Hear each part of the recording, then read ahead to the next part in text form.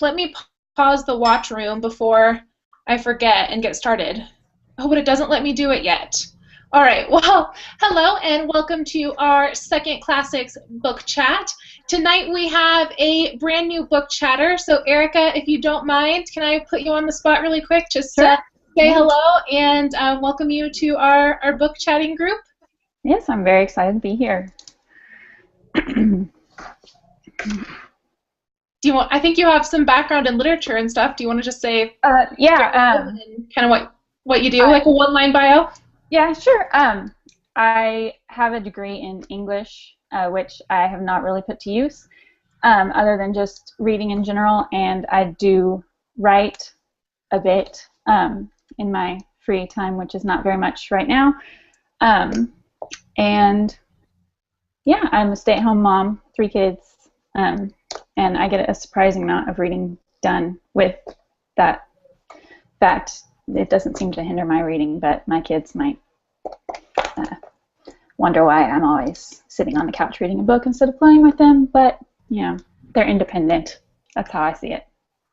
I'm sure they'll appreciate that when they're older, because I know I do. So welcome and thank you so much for dedicating one of your nights to us, one of your Thursday nights. Sorry, I got distracted because we had Jaina join. Hi, Jaina, you're right on time. It took forever for me to get the plug-in to work. Gotcha. Well, you're right on time. Erica just finished doing her little intro, so do you mind, sorry, I know you just rolled in, but do you mind just saying hi to the group and maybe giving a one-line bio about yourself? I'm Jaina. Hi, everyone. And I'm just a mom who I teach English at the college, and that's about it. So pretty cool. We have two English. What was your major in college? Was it English? Yeah, English lit. Very cool. So we have two literati in our presence, and then the rest of us who are just not quote unquote classically trained, but love our books nonetheless. We also have one more really special guest. I want to say hello to Emma Park, who is from Thomas Hardy's home country. So we are reading, as you can tell from the title, we just finished Far from the Madding Crowd, which was a book to movie adaptation that came out this year, and it's basically the tale of three suitors who are trying to woo Bathsheba Everdene's heart. So I wanted to say hi to Emma because she is from the home country of Dorset, which he renamed. I think it's Essex. Is the W silent? What did you tell me, Katrina? You said that a minute ago. Oh, she has it in the comments. Oh my gosh. She said, to truly get into your mind of a Dorset folk person, you swap the S for a Z and overdo the R when saying Dorset. Okay. That was swap the S for a D, Dorset.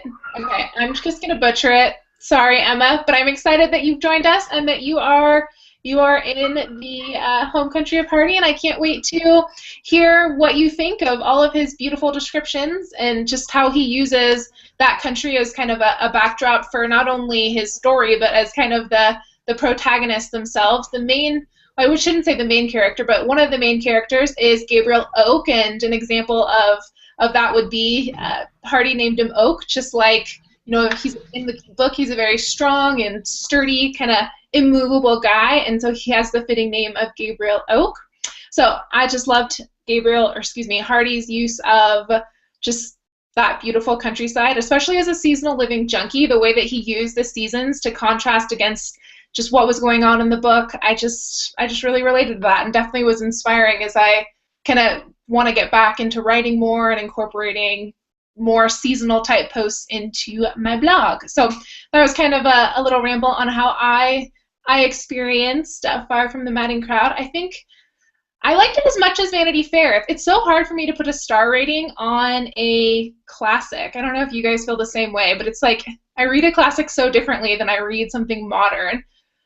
I guess I would have to give it like 3.75 stars. I really liked it, but I'd love to know how you guys in the comments and live thought of Far from the Madding Crowd, and I guess I'll turn it over to you, Katrina. You're up for how you experienced the book and your star rating.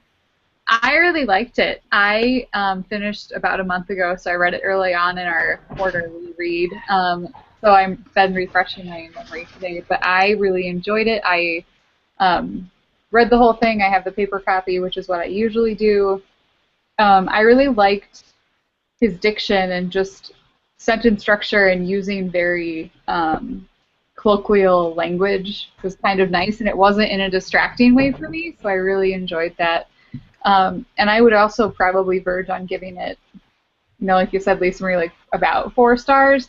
I'm wishing I had read the, like, in the back of my copy there's inspiration for it and then, like, more background of it and comments and questions. So I'm wishing that I had read that, like, before the past 5 minutes just happened. So that was really interesting. If you see me looking down, I'm definitely, like, reading that as we go because we'll get to this later, but there's so many biblical references that he uses, which Lisa Marie will be the resident expert there. But it was really cool. I really enjoyed the book, and I would definitely read it again. It's one of those books that I can see myself when I look at my bookshelf and say, I really need to read something. I would definitely pull it back out.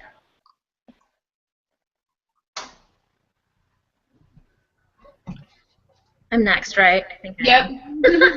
I don't know. I feel like we're gonna probably get consensus on this one, but I loved it as well. I really like, period dramas and that kind of. I mean, it's not like a total sweeping epic, but I mean, it spanned a couple of years and it was a slow build to the end. I really enjoyed it. I would say easily 4 stars. I really enjoyed it, and I'm glad. I mean, it's one I'm definitely happy to check off the list. Yeah. I when I first read what it was about and saw the preview for the movie, I was like, I don't really understand what it's about. That doesn't really sound that good to me. But I'm really glad that I read it because I really, really liked it. Like, I finished it and I was like, oh my gosh, I have to go see the movie. And I don't ever go see movies because of my kids. But it was available on iTunes, so I watched it that night, and I was like, oh my gosh, why did I not want to read this? So yeah, I would definitely say 4 stars for me. I thought his the way that he wrote the descriptions of stuff happening and the way he described people, it was just I just loved everything about it. Okay, my turn.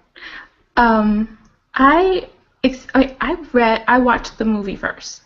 I knew that it was on our list, and when it came out, I got it on Audible, and I was like, okay, I'm going to listen to it.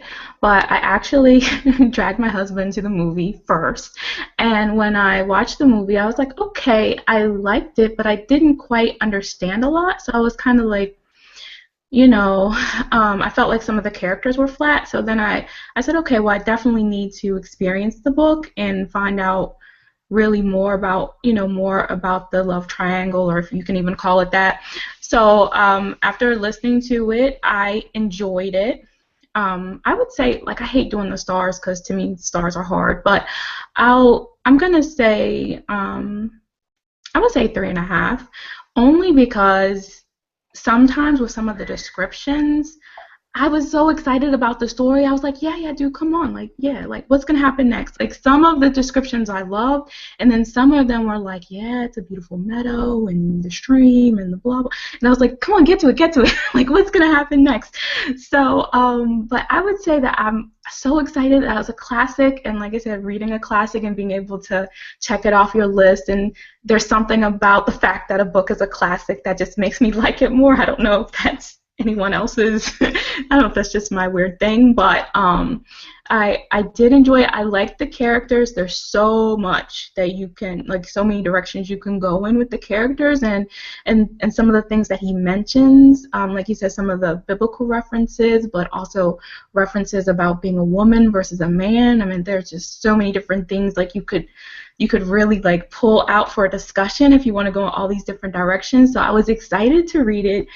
Well, I listened to it, but I was excited to experience it and learn about the characters. And now I can appreciate the movie a little better because now I have appreciation for more about the characters. So for me, 3.5.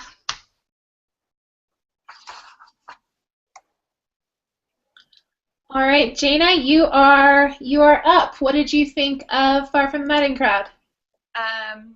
So I really liked it. I read it, most of it, like today and yesterday because I was so busy and just distracted with other books and TV shows and stuff. But I really liked it. I thought it was a great read and just a simple read because even though it has the all the descriptions and stuff and the high level language, it didn't have that daunting feeling that I think like Vanity Fair can have. Like it didn't seem as tedious.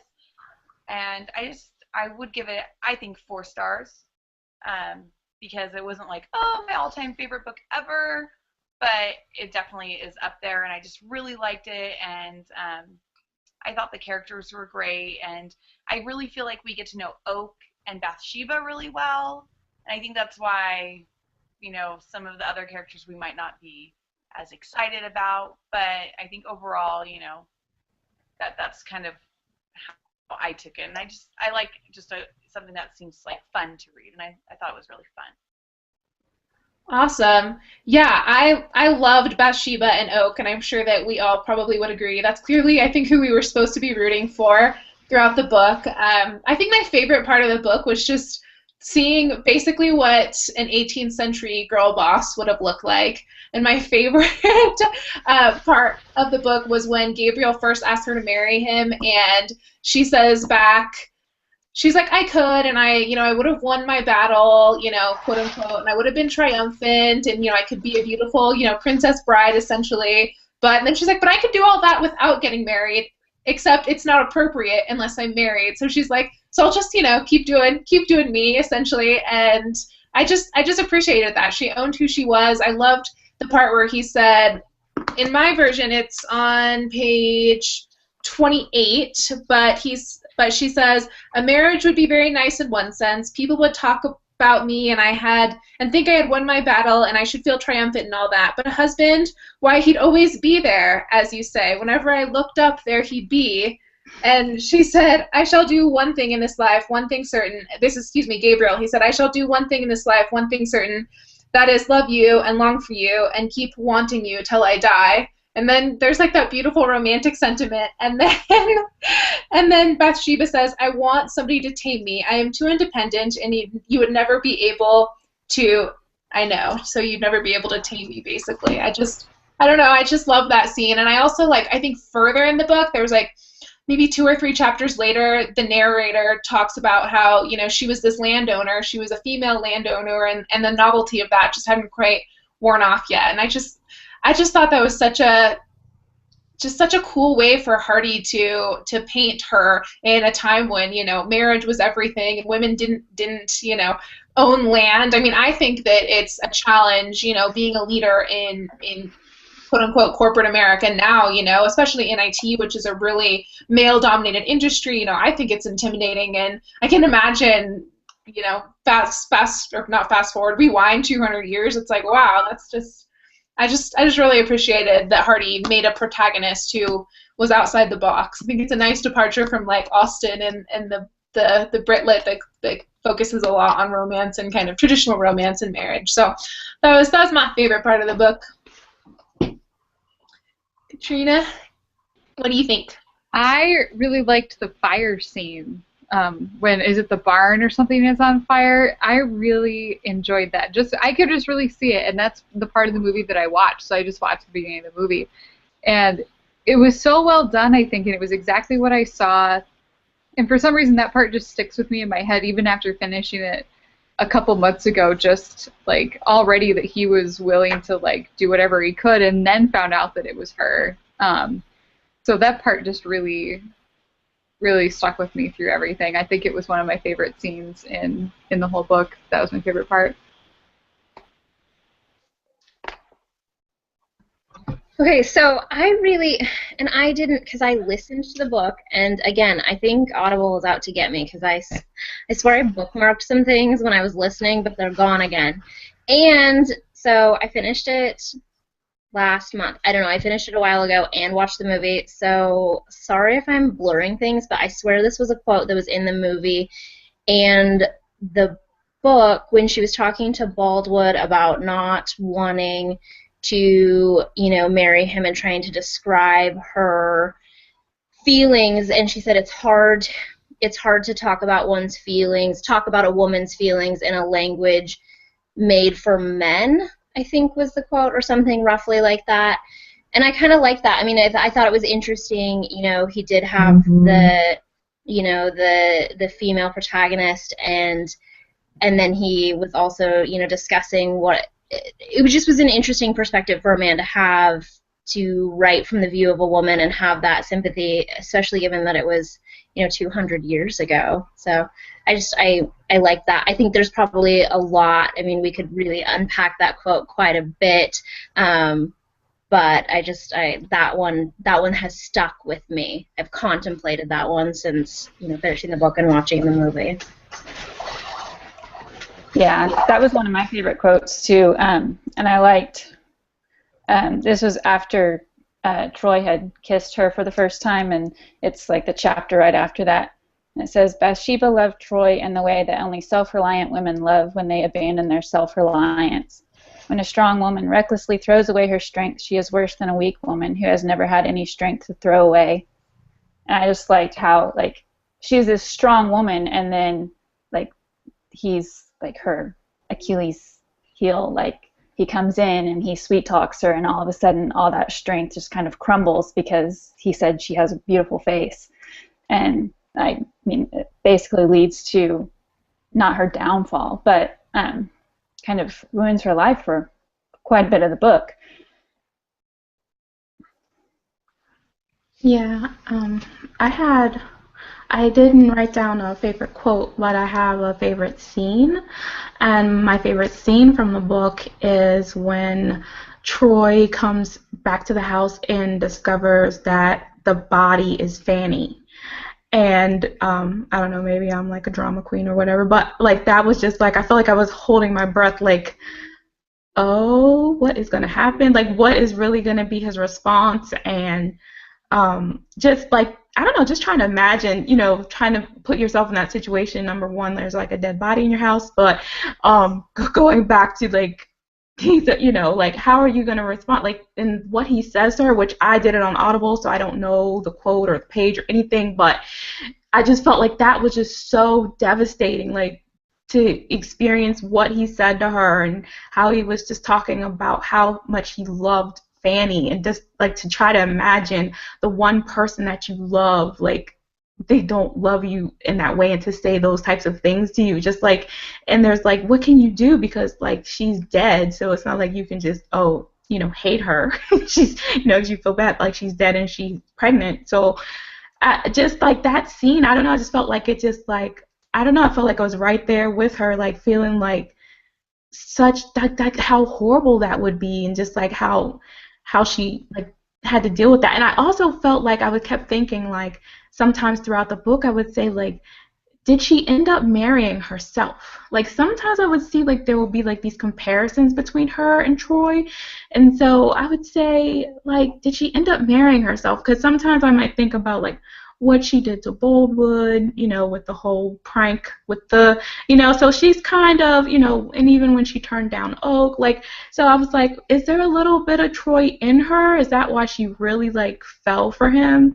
And then after she marries him, just like, oh man, this is really bad, but, is it kind of like you kind of are attracted to aspects of yourself? But that's a whole nother, go down that rabbit hole. But that was my favorite scene. So I didn't have a favorite quote, but that was the scene that I felt like I was holding my breath the whole time, and just felt so, I don't know, just felt so bad for her. I kind of even felt bad for him. It was weird, like, because you're just kind of like, who am I supposed to feel, like, whose side am I supposed to be on in reference to that?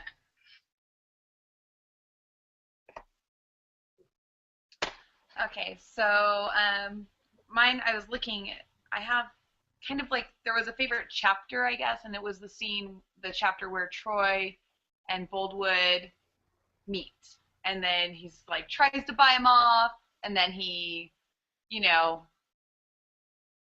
changes his mind about what he's buying him off about, but Troy, that, I liked that whole scene. I just thought it came together really well, and I liked the trajectory of it, and I really liked that. But there's just I have so many quotes highlighted in my book that to find one I think is almost impossible. But I really like the ones that are talking about like the difference of like the genders, like you guys have been talking about. I think that's there's so many good ones that are talking about the difference of the gender, or things like that. Like on my Nook, it's page 205. I have no clue where it is in other texts. Like loving is misery for women always. I just love that because I think that even if you're in love and you're married and you're happy in love, there are miserable things because then you're worried about the person you love or you're heartbroken. I just little tiny snippets that are just so perfect and just kind of they let us know that Hardy he kind of just gets people, not just men, but people in general. Yeah, that's a really good point. I kind of forgot as I was reading it that it's a man writing basically as a woman, and that's something that I don't think I stopped to appreciate when I was reading it. Maybe it was audible, like Sarah said, because it's narrated by a guy. I don't know what it is. A lot of us listen to the classics on Audible because it makes it a little more manageable, but sometimes I'm like, oh, I wish I had also like read it right alongside because that part was kind of lost on me. So that's a really good point, Jana. All right, so the next question is, what suitor were you rooting for? So there's 3 suitors, as I mentioned, just in case you haven't read the book, which obviously you don't need to join, you don't need to read the book just to join. So there's 3 suitors. There's Gabriel, who is a farmer. There's Boltwood. Is that right, Boltwood? Yeah? Yeah. Okay, for some reason I keep wanting to call him Bolthouse. Anyway, Boltwood, and he's like an older, wealthy, like quasi-aristocratic dude, and then there's Troy, who's like the bad boy soldier who like leaves a girl at the altar, but Bathsheba loves him nonetheless. So I personally was rooting for Gabriel the whole time. He was just so strong and steady, and he's what my mom would call a quiet storm, like somebody who he just has a humble and quiet spirit, but at the same time, like he ultimately got what he came for, and I just appreciated that, and just how the story ended with him finally getting the girl. And I'd love to hear both you guys in the comments, and then of course the book chatters. Who were you rooting for throughout the book? So I was rooting for Gabriel most of the time, but I did switch to Boldwood and then back to Gabriel, and I think I just felt so bad for him that like he had no idea that she was pranking him at all. And so it was just like I just felt bad. And so then I flipped back after that had run its course. So I flip-flopped, but Gabriel wins for me.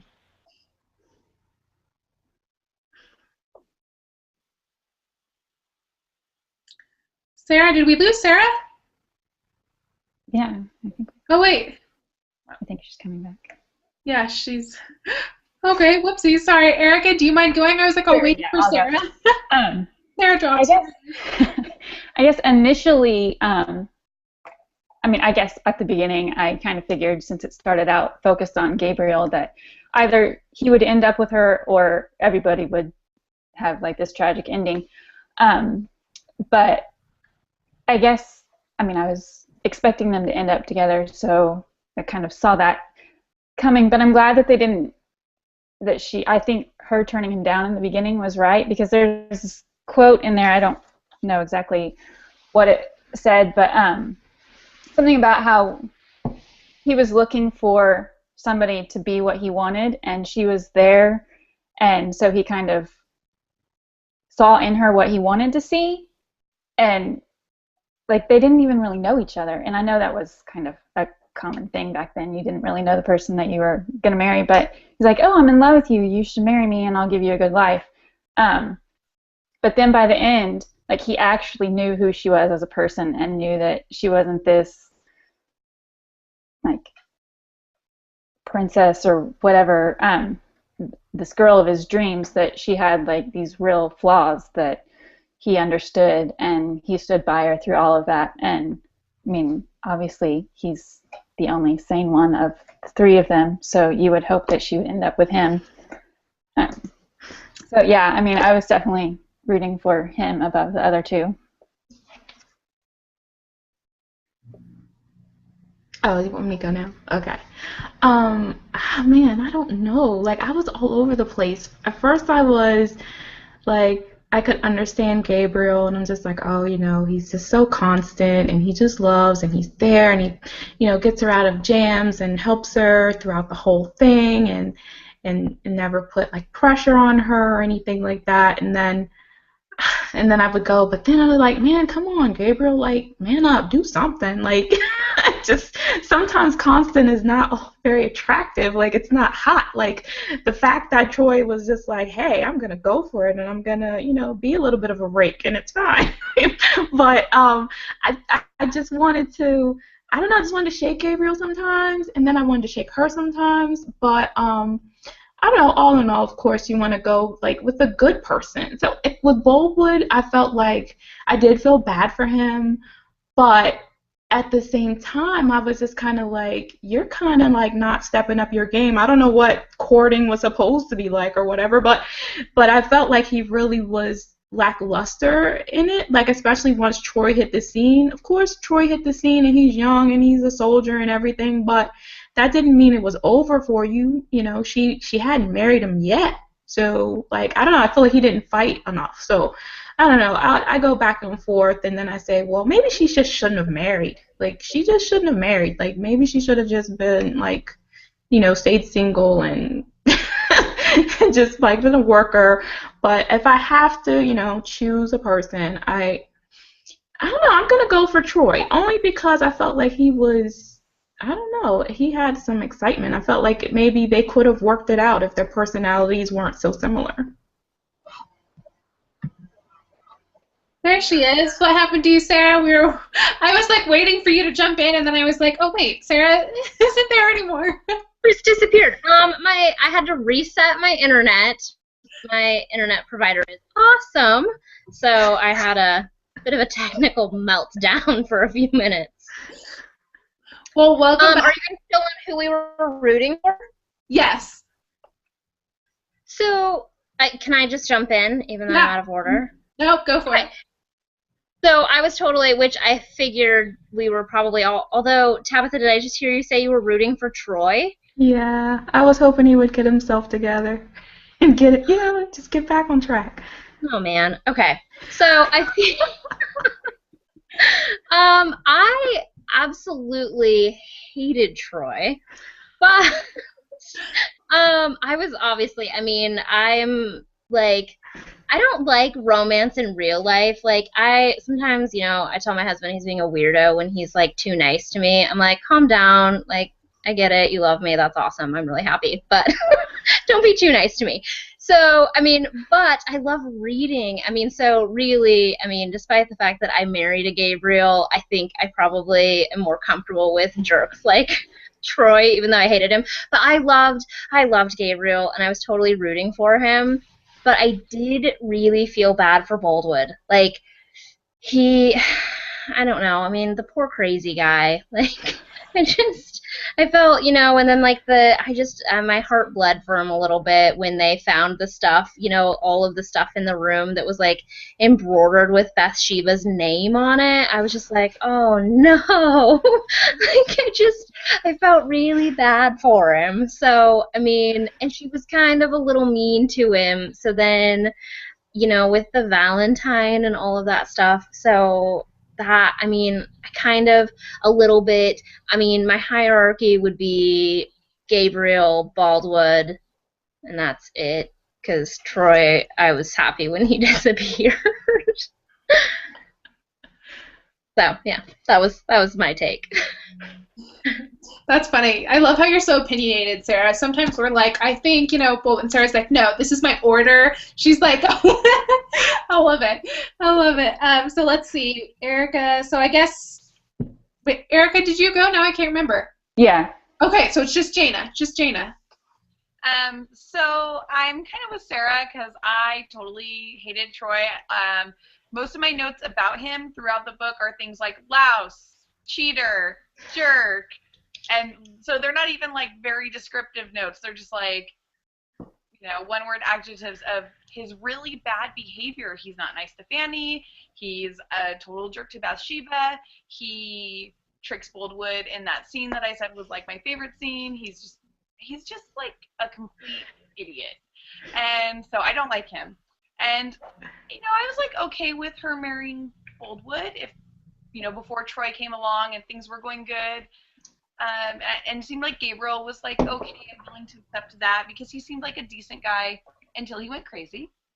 And then obviously he was just really obsessed. And when he was like, well, you know, he was talking about, well, Jacob waited for Rachel and he did 7 years times 7, so I can wait the 6 years that she wants me to wait. And I was like, but no, it's Gabriel who's been waiting these years, and he's doing it in a nice, steady, calm way, and he's going to be the one who, he's really the Jacob kind of, you know, waiting for the Rachel. And I don't know, he's just more steady and stoic, and I like that because he's consistent and he's logical and he's not overly emotional, because I don't like that. I'm not like very girly, chickish.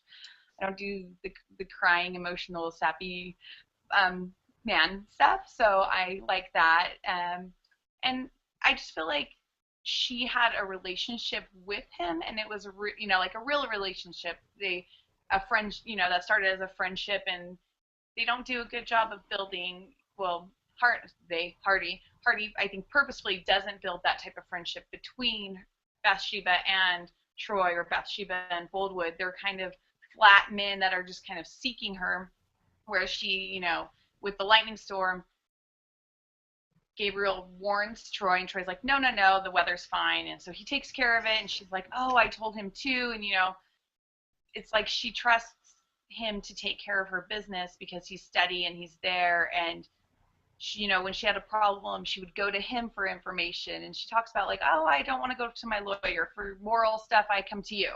So he was kind of already like her husband, you know, role without being her husband. Gotcha.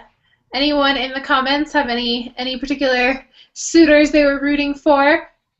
Our next, definitely want to unpack that if there's any comments where you have strong feelings about one suitor over the other. But our last question is probably my favorite question, even though I'm not sure I have a great answer this time, and that is, what can we take away from this classic and kind of pull it out and unpack it for modern day life?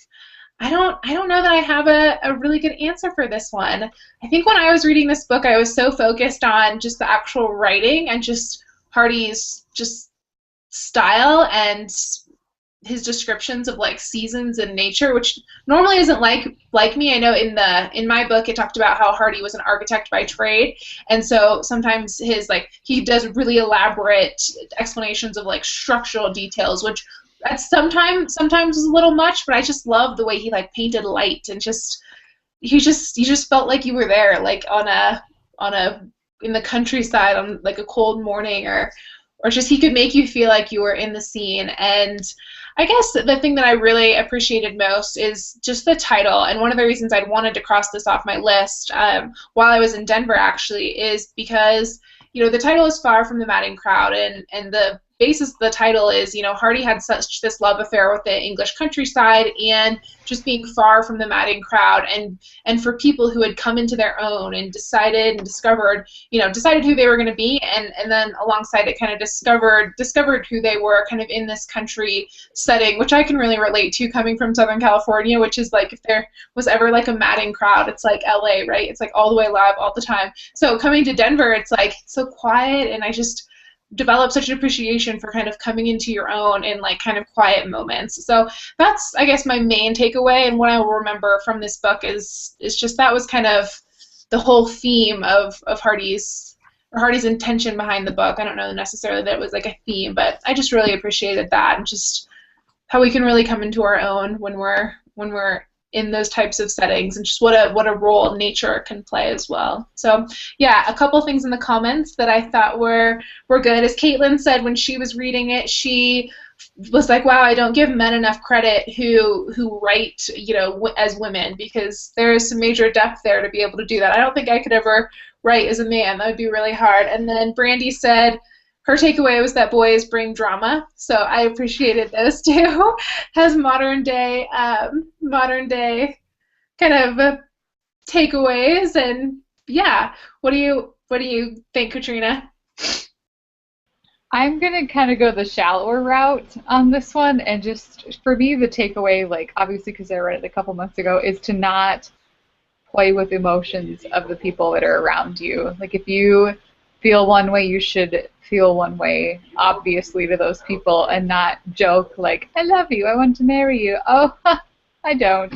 Like, I don't love that so much. Like, you should be a parent and yourself and true, and I think that's what I would take away from most, because I feel like Gabriel was that consistently. He lived that, and most of the other characters did not. Well, Boldwood kind of did because he was crazy, so he consistently lived that. But I think just consistently being yourself and letting those emotions that you have be clear, like not playing these woman games, like mind games, or like you can't text him back until it's been so long, or you can't call, like, if you like him, you call him. If you don't like him, you don't call him. Like, so to make it modern, that's what I would say. Yeah, my takeaway was going to be kind of lame. Like, don't send out practical jokes. I mean, her life kind of spiraled after that. I mean, and she wound up marrying a real creep because she was just so. I mean, and that was even a game because he shocked her at first with, like telling her she was the most beautiful creature he had ever seen, and then was kind of like, she was all excited about him, and then he was just kind of like, I mean, you like me or you don't. I mean, there was that whole thing with them running off to get married, and her vanity is what pushed her to marry an idiot creep. And I don't know, I mean, and that was why, I mean, wasn't that why she even sent Baldwood the Valentine in the first place, was because he kind of couldn't be bothered to notice her in the marketplace? I mean, so all of it was just kind of a game and toying with people's emotions. So I don't know. I mean, yeah, I don't know that I had a strong takeaway other than that was the biggest thing that had me shaking my head through the whole thing, was just the conceit and the vanity and the games that kind of propelled the storyline. Okay, I'm kind of cheating with mine. Not cheating, but in the introduction to my version of it, which I read after I finished reading the story, I just kind of skimmed it, and it was talking about how he uses all of these seemingly random one-time occurrences, like these weird coincidences, to propel the story forward. Like, she meets Troy because his spur gets hooked on her dress, and Boldwood falls in love with her because she just so happened at the spur of the moment to send him the Valentine instead of the original person she had in mind. And then I started thinking about that after I read it, and I just feel like, the only people who fared well in the story were the people that could, like, deal with those coincidences, those things that happened to them, and just kind of roll with them, and not, like, if Boldwood had just been like, oh yeah, it was a joke, that was funny, you don't love me, move on, he would have been fine. If Troy would have been like, oh, Fanny went to the wrong church, and so now we just need to go get married at another church, they would have been fine. But instead, they were holding on to these mistakes that people had made, and it basically ended up ruining their lives. And Gabriel, I mean, he loses his entire flock of sheep, just moves on to the next thing. Bathsheba tells him no. He's like, okay. He, is constantly helping her still, even though, she kind of treats him like, not like crap, but like her little errand boy kind of throughout it. And it's those people that could kind of handle these weird things happening to them and just move forward and not hold on to them and be like, no, you have to explain this. You have to be held accountable, and just saying, okay, yeah, you did something and it was kind of messed up, but let's move on from it. And so that would be my takeaway from it is, sometimes bad things happen and you just get past them as much as you can. My takeaway is more like to try to, make sure that when you're making decisions, like use your head and not let passion persuade you, because I felt like aspect with Bathsheba was that she was a rule breaker. She was the type of person who just went with how she felt. And let's be honest, she thought Troy was hot. I mean, she felt like he was dangerous. He was different than Gabriel, than Boldwood, and even though she kind of fought against that in her mind, but the reality of the thrill is really what enticed her about him. She liked that he was, slightly improper, and she wanted to say, oh, those things were wrong, but then she kind of talked herself out of those things, and the more he would pursue her, the more that she, her head was trying to tell her no, and other people were trying to tell her no, but the passion and the thrill just kept pushing her towards him. So I think, like, when we try to think, like, whenever those, like, passionate moments or emotional moments come up, like, to kind of hold back a little and let your head be clear, because maybe that would help in the situations. But I definitely don't feel like Bathsheba was blameless, you know what I mean? Like, I felt like she definitely had some of her issues. So that's kind of why I felt like the matchup between her and Troy was favorable from my perspective, because I felt like he would be able to kind of deal with her. I think that with the other guy, she would totally run those relationships, and hey, maybe that works. But the takeaway is kind of like to think about something before you just run with your passion. So that's the only takeaway that I have for it. But sometimes I do keep thinking about some of the gender roles and things like that. So that would be something to think about also. Because if Bathsheba's character were a man, would we think differently about the whole situation? So, but that's pretty much all I have about as far as a takeaway. I really like what Erica was saying. I thought that, it just really resonated with me, and it's kind of the same thing as what Tabitha was saying too, that, just kind of have to, I don't know, just be. But of course, I think the playing a trick and stuff, and I think to me, I just see that people don't really change, and, not people individuals, but like people as generations. We kind of have the same problems, and we go through the same things, and there's always the Bathsheba type girl who thinks it's funny to play a trick, and like, oh, let's, the modern version would be like, let's send that guy a text and say that I'm going to meet him, right? But the girl doesn't intend on doing that. And I think there's just always those kind of people. And so I think my takeaway is kind of just to realize that we need to be aware of people's personalities and kind of learn how to maneuver around them.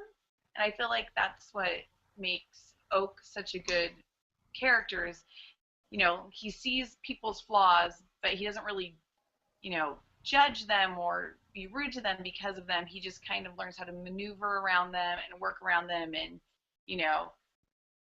helps them to highlight their good qualities, and instead of just being mad at Bathsheba and leaving, or, telling her she's crazy when she marries Troy, he tells her his opinion. She says, I'm going to send you away, and he's like, you don't mean it. and and then they just kind of work it out and it's smooth again. And I think that there's this consistency and humanity of these types of people, and kind of figuring out how, in our own lives, how to maneuver around other people, because we have flaws, right? And so people have to maneuver around us too. Yeah, great points. So I haven't seen the movie yet, and I meant to put this in the questions and I totally forgot, but do those of you who had seen it have any comments about just the movie versus the book and which you liked better? Who's seen it? Anyone? Yeah, I've seen it. I only saw the first 10 minutes, so I can't say. Yeah, I saw it, and I enjoyed the book more because I felt like they didn't give you enough story in the movie about Boldwood. Because when I was watching, I was just like, okay, is in the movie they just make it seem like he's just only crazy and that's it. Like they don't really give any more of the story about how Bathsheba was allowing him to to court her a little bit and coming over and talking to him and flirting and all that. They didn't go into that, so it didn't make sense in the movie. I was kind of like, why is he like so into her? Doesn't make sense. But once I read the book, then I was like, oh, okay, now it makes more sense. So I would say like just the movie alone, I was confused about some of the characters because I was just like, okay, like everybody's in love with her, but why? So when I read the book, then I'm like, okay, now of course I know in the movie they can't make it as long as the book and everything, but there were definitely some key scenes I think that would have allowed you to understand more about the characters, the reasons why they were so in love with her. But yeah, because I love a period piece movie anyway, so yeah, I liked the movie, but I definitely enjoyed the book more.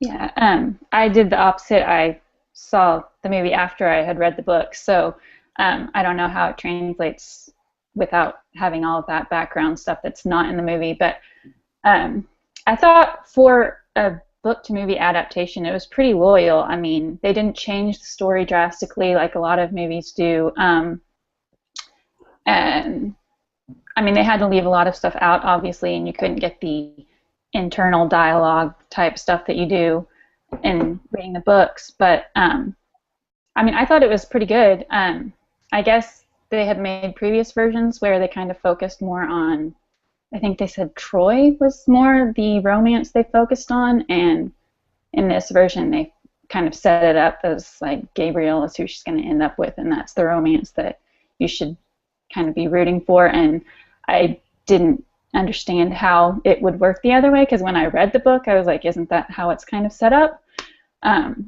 So I thought that this was a good adaptation of a book, and I mean obviously things are missing from it which would help, especially with Boldwood and Troy understanding their motivations more.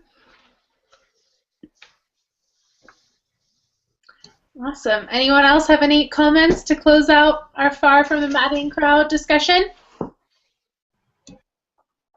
Going once? Twice?